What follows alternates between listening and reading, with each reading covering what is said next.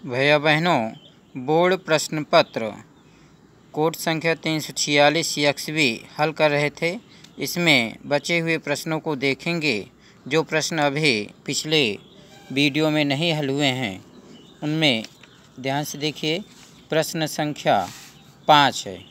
5 के प्रश्न जो 3 नंबर में पूछे जाते हैं, 5, 6 नंबर 3 नंबर के प्रश्न हैं। 5 के प्रश्न, उसके बाद फिर आपको 5 नंबर के प्रश्न आएंगे सामने। तो इसमें देखिए प्रश्न 5 का है, प्रकाश विद्युत उत्सर्जन से संबंधित इलेक्ट्रॉन की अधिकतम गतिज ऊर्जा तथा आपतित प्रकाश की आवृत्ति में एक ग्राफ बनाइए और ग्राफ में देहली आवृत्ति दर्शाइए। ग्राफ के ढाल का मान ज्ञात कीजिए। तो प्रकाश विद्युत उत्सर्जन क्या है, ध्यान से देखेंगे चित्र में कि जब किसी धातु की सतह पर, तो यहाँ पे देखिए भाई बहनों, ये धातु की सतह है। जब किसी धातु की सतह पर प्रकाश की किरणें आपतित होती हैं, पराबैंगनी प्रकाश की किरणें आपतित होते हैं, यह कोई स्रोत है। यहाँ से प्रकाश की किरणें इस धातु की सतह की ई प्लेट, कैथोड की प्लेट होते आपतित होते, इससे इलेक्ट्रॉन उत्सर्जित होते हैं। कैथोड ई होता है और एनोड यहाँ पे सी है। एनोड धन विभव पे रहता है और ई ऋण विभव पे रहता है। जब पराबैंगनी किरणें जो है यह से चलकर ई पे पड़ती हैं तो यह सतह गर्म हो जाती है और इससे इलेक्ट्रॉन का उत्सर्जन होता है। इनके सिरों के बीच का विभवांतर भी होता है। तो इलेक्ट्रॉन जब गति करते हैं तो परिपथ में धारा का प्रवाह होता है। जैसा चित्र में जो प्रश्न में जो पूछा गया है, प्रश्न में देखिए प्रकाश विद्युत उत्सर्जन समय इलेक्ट्रॉन की अधिकतम गतिज ऊर्जा आपतित प्रकाश की आवृत्ति में ग्राफ बनाना है।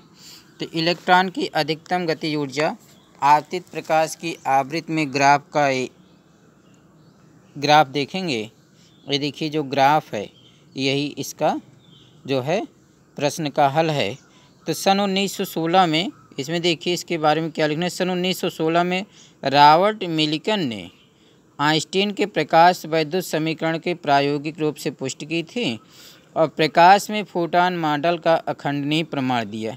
इसमें है कि आइंस्टीन ने प्रकाश विद्युत समीकरण के अनुसार जो इलेक्ट्रॉन की अधिकतम गतिज ऊर्जा होती है, किसी भी धातु की सतह से इलेक्ट्रॉनों के उत्सर्जन के लिए आवश्यक न्यूनतम ऊर्जा कार्यफलन कहलाती है। और धातु की सतह से जो इलेक्ट्रॉन उत्सर्जित होते हैं उनकी जो गतिज ऊर्जा होती है अधिकतम, वो hν माइनस फाई के। फाई जीरो जो है यह न्यूनतम ऊर्जा है जो धातु की सतह से इलेक्ट्रॉनों के उत्सर्जन के लिए आवश्यक होती है। फाई जीरो को जो है फाई जीरो को W भी कहा जाता है, कार्यफलन कहते हैं। यह धातु की सतह के लिए आवश्यक कार्यफलन कहलाता है। तो K अधिकतम hν माइनस फाई जीरो, तो K अधिकतम बराबर eV0। जो गतिज ऊर्जा होती है वह इलेक्ट्रॉन के आवेश और उनके कैथोड और एनोड के बीच के जो है विभवांतर के गुणनफल के बराबर होती है। यहाँ V0 विभवांतर है जिसे हम निरोधी विभव कहते हैं। निरोधी विभव वह आवश्यक विभव होता है जो कि इलेक्ट्रॉनों के लिए इलेक्ट्रॉनों का धन विभव के पे जाने पर आरोपित होता है। तो यहाँ देखिए eV0 hν minus phi zero के। तो फाई जीरो क्या है, यहाँ पे कार्यफलन है। तो ν0 बराबर h बटे ई के। इसे अगर हम भाग कर देंगे ν माइनस फाई जीरो बटे ई के, ये समीकरण हमारा 4 हो गया है। समीकरण 4 से हम ग्राफ बनाते हैं। तो समीकरण 4 से जब ग्राफ बनाएंगे तो ν माइनस वी के। ν क्या है, ये आवृत्ति है जिस आवृत्ति का प्रकाश धातु की सतह पर आपतित होता है, और भी क्या है, वो कैथोड और एनोड के बीच का विभवांतर है। तो ν और v के बीच का जो वक्र होता है, ये देखिए चित्र के अनुसार एक सीधी रेखा होगा। तो सीधी रेखा बनाएंगे तो इस तरह से इसको याद रखेंगे। तो फाई बटे ई निचला बिंदु हो जाएगा और उच्चतम बिंदु पर जो है यह न्यूनतम विभव V0 कहलाता है। यहाँ से जो कोण बनता है इसे अल्फ़ा कहते हैं। तो इसकी पुष्टि जो है इस ग्राफ की सहायता से यहाँ पे जो पिछला आइंस्टीन का प्रकाश विद्युत प्रभाव का प्रायोगिक अध्ययन है इसमें बताया गया है, यहाँ से प्राप्त होता है। फिर आगे देखें, जितना आवश्यक है उतना देखें क्योंकि प्रश्नों को अधिक हल करना है। तो साथ ही न्यू माइनस न्यू जीरो का जो ग्राफ का ढाल होगा, तो जैसे ढाल बराबर tan थीटा लंब बटे आधा लिखते हैं, तो tan अल्फा बराबर एच अपान ई लिखा जाएगा, एच अपान ई, एच बराबर ई tan अल्फा के।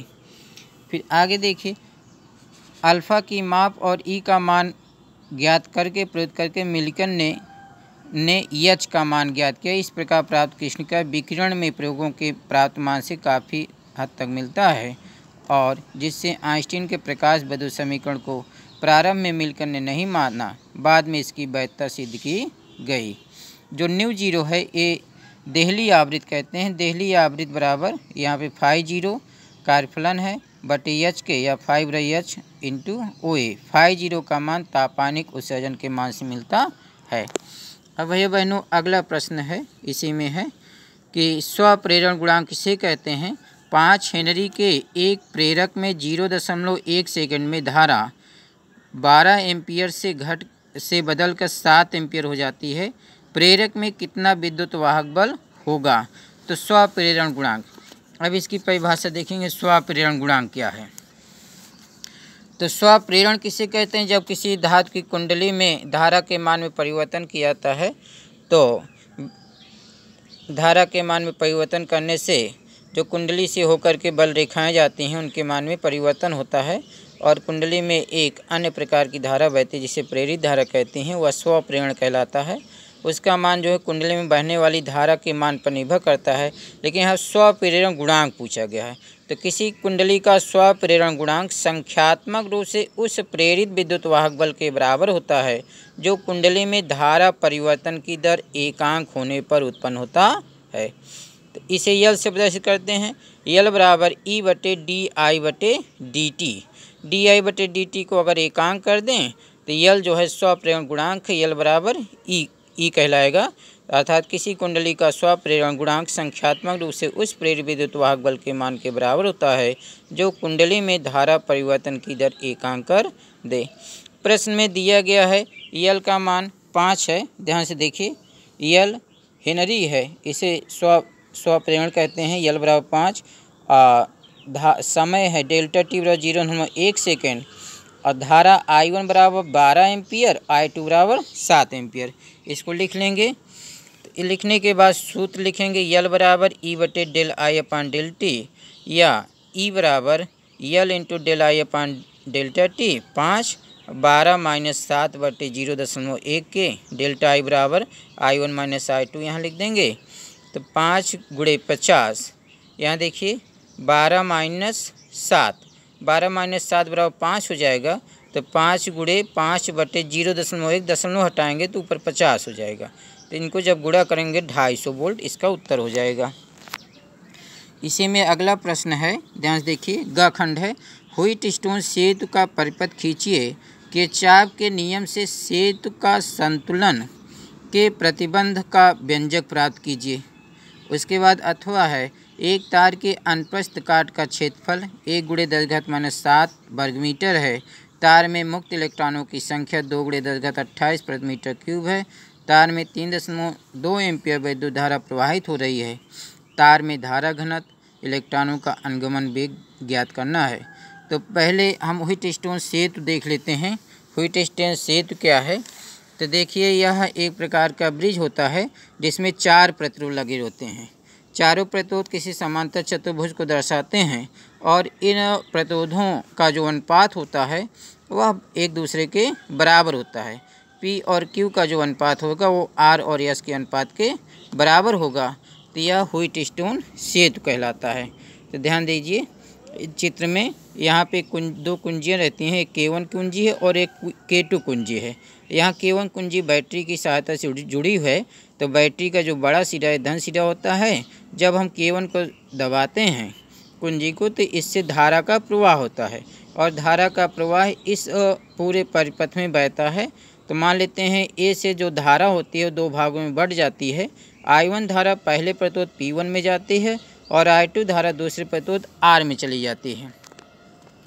और जब हम जो है कुंजी K2 को दबाते हैं तो इसमें कुंजी K2 को दबाने से कोई विक्षेप नहीं होता है, तो हम कहते हैं यह हमारा सेतु क्या है, वो संतुलन की अवस्था में है। तो किरचॉफ के नियम से बंद पास ABD और बंद पास जो है BCDB में किरचॉफ का नियम लगाते हैं। तो पहला किरचॉफ का नियम जब हम बंद पास ABDA के लिए लगाते हैं तो देखिए I1P प्लस I2G, G का मान शून्य रहता है तो I2G का मान शून्य हो जाएगा, फिर आ जाएगा माइनस I2R बराबर 0। तो यहाँ देखिए हमारा पहला समीकरण I1P माइनस I2R बराबर 0, I1P बराबर I2R। इसी प्रकार बंद पास दूसरा देखते हैं तो BCDB के लिए I1Q माइनस I2S बराबर 0 के, I1G का मान शून्य रहता है तो I1Q बराबर I2S के। इन दोनों समीकरण को अगर हम भाग करते हैं तो P/Q बराबर R/S।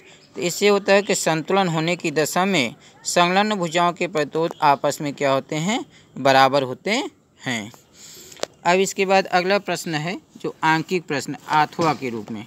देखिए भैया बहनों, अगर 3 नंबर का प्रश्न है तो जितना पूछा गया हम अगर पूरा उत्तर देंगे तभी 3 नंबर मिलेंगे, अथवा नंबर घट जाएंगे। अथवा में है एक तार के अनुप्रस्थ काट का क्षेत्रफल इतना है। तो हम पहले दिए गए प्रश्नों का मान लिख लेते हैं। अनुप्रस्थ काट का क्षेत्रफल दिया है 1 × 10⁻⁷ वर्ग मीटर और मुक्त इलेक्ट्रॉनों की संख्या क्या है, 2 × 10⁻28 है। तार में धारा का मान है 3.2 एम्पियर।